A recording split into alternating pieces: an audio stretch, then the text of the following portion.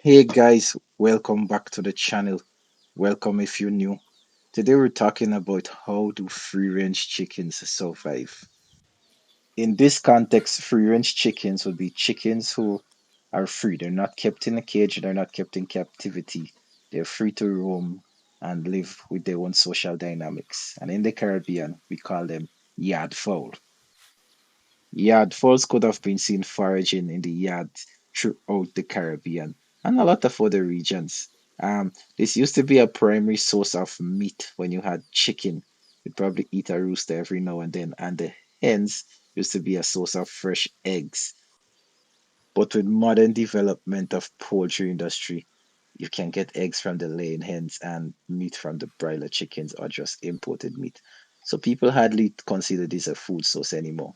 However, they do have a lot living in yards based on where you go, especially on the countrysides. In the towns and more residential area, you would not see one of those, of course. So if you want to know which part of the island you are, you listen in the morning for that rooster crowing.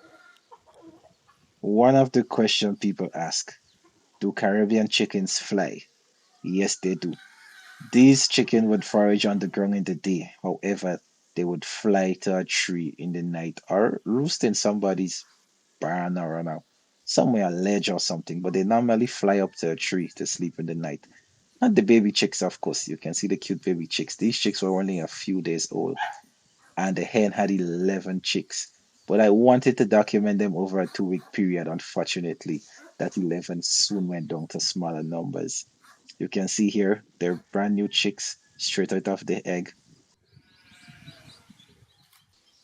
As a boy growing up in Grenada, of course, I was chased by many a few hens with chicks.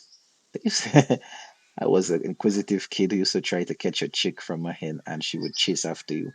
There's a defense mechanism. The hens normally make a lot of chicks, which increase the survival probability. However, they're predated on by rats, mongooses, possums in the night, hawks in the day. Dogs and cats would actually attack them. So there's so much different ways these chicks could die that surviving to adulthood is so rare, especially in heavily populated areas with a lot of free range chickens. Those that do manage to survive to adulthood, of course, might just be eating for Sunday lunch or a Saturday cook up, the roosters at least. For a mother hen, however, it's a full time job. Foraging, digging, and scratching up grain, scratching up worms and other small grubs for the chicks to eat. It might be difficult for some of you to see a chicken as a predator, but they do catch their own food with small insects, worms, crickets, and grasshoppers, and a far range of other animal species. Even a lizard. A chicken will take a lizard if it gets the opportunity.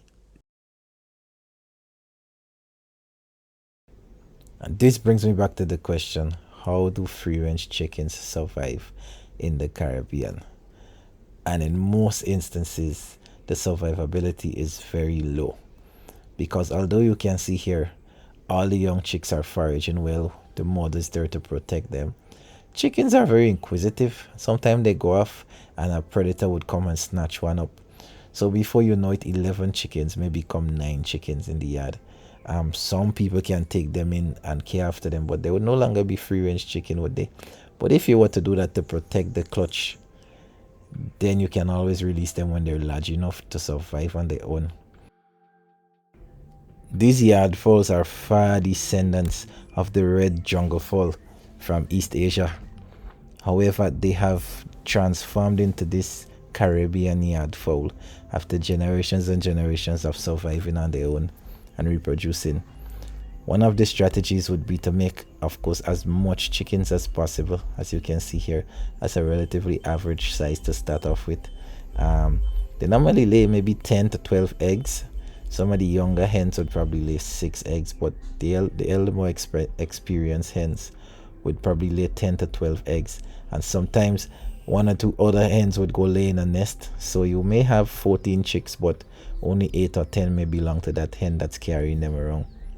That's also a way to increase survivability. Another thing they do, they have good social structure. There's almost always a rooster following a hen with chick around.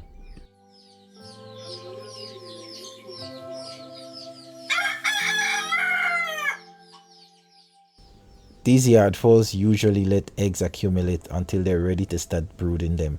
But from the time they start brooding, it usually takes around 21 days for the egg to become a chicken. Choosing a location to nest can be very interesting with these fowls. You might see a hen nesting in a shoe or a bucket, even a box. You might see them on a bag or something. They're not very selective as to where they may put a nest. Usually if it's a spot they like, they go into it. There is usually a strong social hierarchy amongst chicken, especially the roosters, and they do have a pecking order. But unlike the hens who generally stay in line, the other roosters rebel, and you can see here there's always a standoff when you have a large group of roosters together with hens.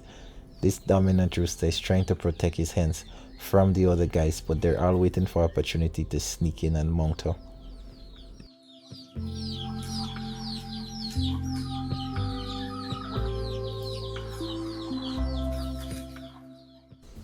One of the biggest rewards to living a wrong human existence would be being able to eat the kitchen scraps. I say chicken scraps, but it's kitchen scraps. You can see people normally throw food out at them intentionally, especially old vegetables, but that also put them at risk of being attacked by dogs and cats.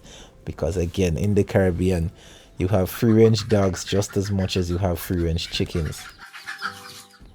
But a mother hen will attack a dog to protect her chickens.